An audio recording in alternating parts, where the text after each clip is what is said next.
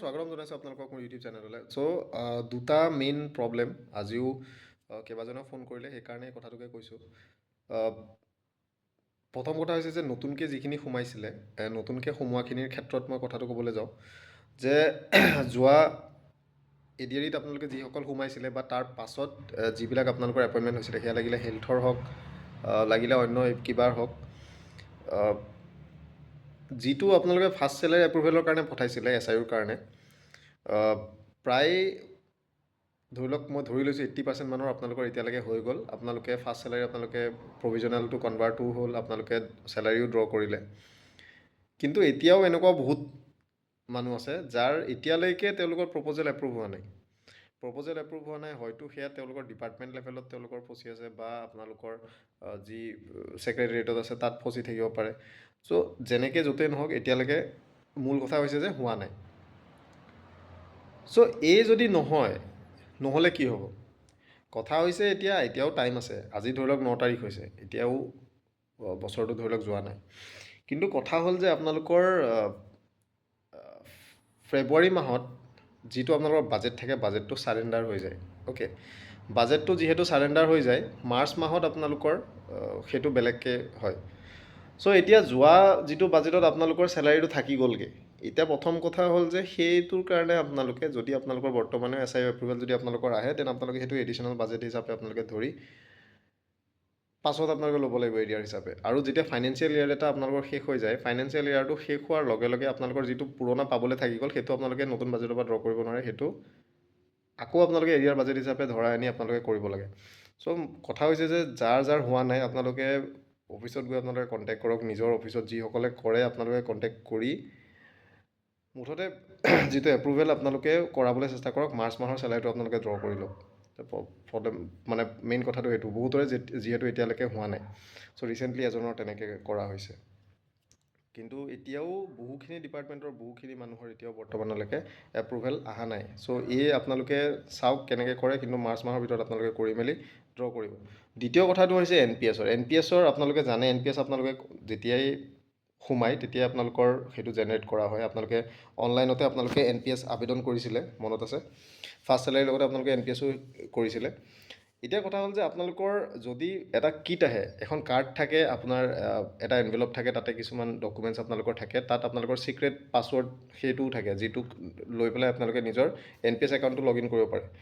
এই যিটো প্ৰাণ কিট বুলি কোৱা হয়, পাৰ্মানেণ্ট ৰিটায়াৰমেণ্ট একাউণ্ট নম্বৰৰ যিটো কিট হয়, তাতে কাৰ্ড চাৰ্ড যিখিনি থাকে, এই কিটটো যদি আপোনালোকে এতিয়ালৈকে পোৱা নাই, দেন আপোনালোকৰ ৰেচপেক্টিভ যিটো ট্ৰেজাৰী আছে, ট্ৰেজাৰীত আপোনালোকে খবৰ কৰক। তাতে হয়তো আহি পেলাই সেইটো পৰি আছে চাগে, যদি আহিছে সেইটো আপোনালোকে চাই লওক। আৰু NPS আপোনালোকে লগ ইন কৰি চাই থাকিব। এনেকুৱা এতিয়া বহুখিনি মই পাইছোঁ যিসকলে ফোন কৰিছে যে তেওঁলোকৰ গোটেই যিটো NPS-ৰ আপোনালোকৰ প্ৰত্যেক মাহত চেলাৰীৰ পৰা আপোনালোকৰ পইচা যিটো NPS হয়, সেই NPS আপোনালোকৰ বেচিক পে প্লাছ DAৰ আপোনালোকৰ যিটো টোটেল হয়, সেইটোৰ 10% আপোনালোকৰ কটা যায়। আৰু এট দ্য ছেইম টাইম গভৰ্ণমেণ্টে সেই ছেইম এমাউণ্টৰ 14% আপোনালোকৰ একাউণ্টত সোমায়। এতিয়া কৈছে মাহে মাহে যেতিয়া সেইটো কটা যায়, সেই পইচাটো আপোনালোকৰ একাউণ্টত সোমায়গৈ। অ'কে, আপোনালোকৰ যিটো NPS একাউণ্ট হয়, NPS একাউণ্টত সোমায়গৈ।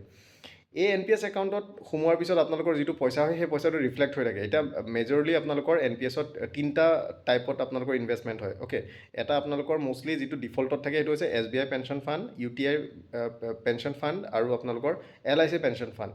অ'কে, এই 3টা থাকে। কাৰোবাৰ HDFC থাকিব পাৰে। সেইকেইটা আপোনালোকে নিজৰ মতে আপোনালোকে পাৰ্চেণ্টেজটো কমোৱা বঢ়োৱা কৰিব পাৰে, বা আপোনালোকে স্কীমটো আপোনালোকে নিজেই চেঞ্জ কৰি চিলেক্ট কৰিব পাৰে। যিটো পইচা আপোনালোকৰ সোমায়, সেই পইচাটোৰ এগেইনষ্টত কিছুমান ইউনিট মানে ক্ৰয় কৰা হয়, কিনা হয়। যেনেকৈ আপোনালোকে যদি SIP কৰিছে, আপোনালোকে জানে যে আপোনালোকে কোনোবাটো SIP ইউনিট প্ৰাইচ আপোনালোকৰ এটা ইউনিটৰ প্ৰাইচ 39। 1000 যদি আপুনি ইনভেষ্ট কৰে, এই 39কে কিমানটা ইউনিট হ'ল, সেই ইউনিটটো আপোনালোকৰ ৰিফ্লেক্ট কৰি থাকে, পইচাটো ৰিফ্লেক্ট কৰি থাকে। যেতিয়া আপোনালোকৰ ইউনিটৰ প্ৰাইচটো বাঢ়ি যায়, 39ৰ জেগাত ধৰি লওক 40 হ'ল বা 50 হ'ল, তেতিয়া আপোনালোকৰ যিটো ইনভেষ্টমেণ্ট আছে, সেইটো সেই হিচাপে সেইটো গ্ৰ' কৰি গৈ থাকিব। এই ছেইম বস্তুটো হৈছে আপোনালোকৰ NPS-ৰ ক্ষেত্ৰত। এতিয়া NPS-ত আপোনালোকে লগ ইন কৰি প্ৰথম এটা বস্তু আপোনালোকে চেক কৰিব যে আপোনালোকে যিটো পইচা আপোনালোকে কাট খুৱাই আছে, যিটো পইচা আপোনালোকৰ কাটা গৈ আছে, সেই পইচাটো আপোনালোকৰ একাউণ্টত ৰিফ্লেক্ট কৰিছে নে নাই, এইটো এটা বহুত ডাঙৰ প্ৰব্লেম কিন্তু। আৰু ইয়াৰ পূৰ্বতেও বহুতৰ আপোনালোকৰ প্ৰায় 2008 চনৰ 10 চনৰ তেনেকুৱা সময়ৰ মানুহৰো এতিয়ালৈকে আজি পৰ্যন্ত পইচা ফচি আছে, এতিয়ালৈকে পইচা সেইটো ৰিফ্লেক্ট কৰা নাই তেওঁলোকৰ একাউণ্টত, যাৰ কাৰণে প্ৰব্লেম হয়। কাৰণ সেইটো আপোনালোকৰ NPS-ত এনেকুৱা হৈছে, যদি এটা মাহৰো আপোনালোকৰ মিচিং মাৰে, আপোনালোকৰ কিন্তু একে সময়ত যিখিনি মানুহ সোমাইছে তেওঁলোকতকৈ কিন্তু আপোনালোকৰ পইচাটো বহুত ডিফাৰেঞ্চ আহিব। কাৰণ NPS-টো আপোনালোকৰ কম্পাউণ্ডিং হিচাপত গৈ থাকে। চ' আপোনালোকৰ যদি কোনোবা এটা পইচাও যদি মিছ হয়, বা আপোনালোকৰ যদি যিটো পইচা আছে সেইটো যদি আপোনালোকৰ একাউণ্টত ৰিফ্লেক্ট কৰি নাথাকে, দেন ডেফিনেটলি আপোনালোকৰ সেই গোটেই পিৰিয়ডটো যিটো কম্পাউণ্ডিং হ'ব লাগিছিলে সেইটো নহ'ব। আৰু আপোনালোকৰ যদি মিচিং হৈ আছে, পইচাটো আপোনালোকৰ একাউণ্টত ৰিফ্লেক্ট হ'ব সঁচা, কিন্তু সেই পিৰিয়ডৰ যিখিনি ইণ্টাৰেষ্ট হয় বা ধৰি লওক যিটো আপোনালোকে পাব লাগিছিলে বেছিকৈ, সেই পইচাটো কিন্তু আপোনালোকে নাপাব। সেইকাৰণে যিটো NPS-ৰ আপোনালোকৰ একাউণ্ট হয় সেইটো ৰেগুলাৰলি আপোনালোকে চেক কৰি থাকিব যে আপোনালোকৰ আজি চাওক মেছেজ আহিলে যে ডিচেম্বৰৰ পইচা সোমালে। চ' পইচাটো সোমাল নে নাই আপোনালোকে তাতে ট্ৰানজেকশ্যন আপোনালোকে চাব পাৰিব, কণ্ট্ৰিবিউশ্যন আপোনালোকে চাব পাৰিব যে সোমাইছে, কিমান পইচা সোমাইছে, সেই বস্তুটো এটা প্ৰব্লেম আছে। কিছুমান ক্ষেত্ৰত কি হয়, কাৰোবাৰ যিটো পইচা কাটি আছে সেই পইচাটো তেওঁলোকৰ একাউণ্টত ৰিফ্লেক্টেই নকৰে, তেওঁলোকৰ একাউণ্টটো কমপ্লিট জিৰ' দেখাই থাকে। তেনেকুৱা ক্ষেত্ৰতে হওক, বা দ্বিতীয় এটা প্ৰব্লেম হৈছে যে যিটো মানুহে পইচা কাট খাই আছে যাৰ চেলাৰীৰ পৰা, তেওঁ নিজৰ যিটো 10% যে কাট খায় বুলি ক'লোঁ, সেই 10%ৰ পইচাটোহে তাত ৰিফ্লেক্ট হৈ থাকে। গভৰ্ণমেণ্টৰ যিটো কণ্ট্ৰিবিউশ্যন 14%টো, সেই 14%টো তাত কিন্তু ৰিফ্লেক্ট হৈ নাথাকে। চ' তেনেকুৱাও প্ৰব্লেম আছে, বা এইটো ভাইচ ভাৰ্চা হ'ব পাৰে। চ' এনেকুৱা ক্ষেত্ৰত কি হয়, যেতিয়া আপোনালোকৰ সেই পইচাটো আপোনালোকৰ ৰিফ্লেক্ট কৰি নাথাকিব, বা সেই পইচাটো তাত আপোনালোকৰ মেইন একাউণ্টত নেদেখুৱাব, ডেফিনেটলি সেইটো আপোনালোকৰ প্ৰব্লেম। আৰু সেইটোৰ মানে কথাটো হৈছে কি, আপোনালোকৰ NPS একাউণ্টটো ঠিক হৈ থকা নাই, আপুনি সেই পইচাটো আপুনি হেৰুৱাই আছে। অৰ্থাৎ যিটো ৰেগুলাৰলি আপোনালোকৰ গ্ৰ' কৰিব লাগিছিলে, বা আপুনি ইণ্টাৰেষ্ট পাব লাগিছিলে, বা ধৰি লওক যিটো কম্পাউণ্ডিং হৈ থাকে, সেইটো আপোনালোকৰ হৈ থকা নাই। আৰু তাৰপিছত আপোনালোকে কি কৰিব লাগিব, আপোনালোকে থ্ৰু DDO আপোনালোকে এখন কাগজ ফৰৱাৰ্ড কৰি ট্ৰেজাৰীলৈ ফৰৱাৰ্ড কৰিব লাগিব। যদি ট্ৰেজাৰী ঠিক কৰিব পাৰিলেতো পাৰিলে, নহ'লে আপোনালোকে গুৱাহাটী আপোনালোকে যাব লাগিব। ত' তেনেকুৱা ধৰণৰ প্ৰব্লেম। চ' একাউণ্টটো নিজৰ চেক কৰক যে ৰেগুলাৰলি আপোনালোকে কণ্ট্ৰিবিউশ্যন বা ট্ৰানজেকশ্যনটো আপোনালোকে চেক কৰিব যে ৰেগুলাৰলি আপোনালোকৰ যোৱা জুলাইৰ পৰা আপোনালোকৰ আহি আছেনে নাই, বা জুনৰ পৰা আহি আছেনে নাই, সেইটো ৰেগুলাৰলি সেইটো ৰিফ্লেক্ট হৈ আছেনে নাই, সেই বস্তুটো আপোনালোকে চেক কৰিব। আৰু যদি হোৱা নাই, দেন ইমিডিয়েটলি আপোনালোকে কণ্টেক্ট কৰক। কাৰণ যিমানে দেৰি কৰি গৈ থাকিব, সিমানে আপোনালোকৰ সেইটো লছ হৈ গৈ থাকিব।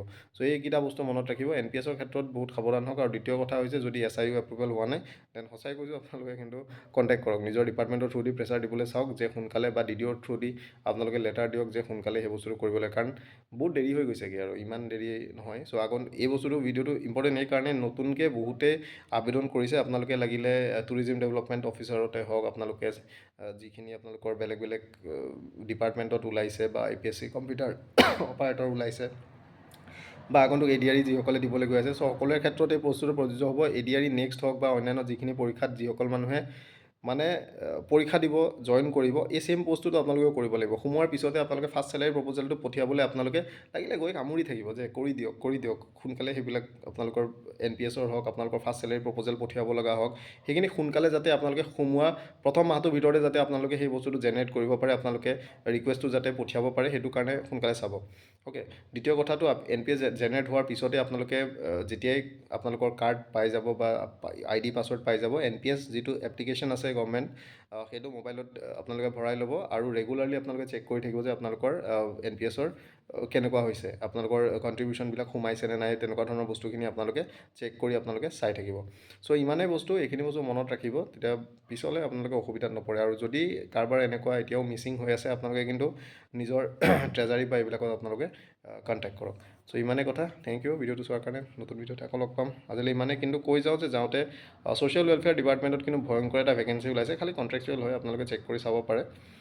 লগতে আপোনালোকৰ EPF-ত এমপ্লয়ী প্ৰভিডেণ্ট ফাণ্ড যিটো আছে, তাত পাৰ্চনেল এছিষ্টেণ্টৰ পষ্ট ওলাইছে, সেইটো যথেষ্ট ভাল আপোনালোকৰ পষ্ট। সেইকেইটা আপোনালোকে আবেদন কৰি চাব পাৰে। লগতে বেংকত ওলাইছে, তো তেনেকুৱা বহুতখিনি আছে, আৰু সেইখিনি আপোনালোকে চেক কৰি ল'ব, চাই ল'ব। চ' থেংক ইউ।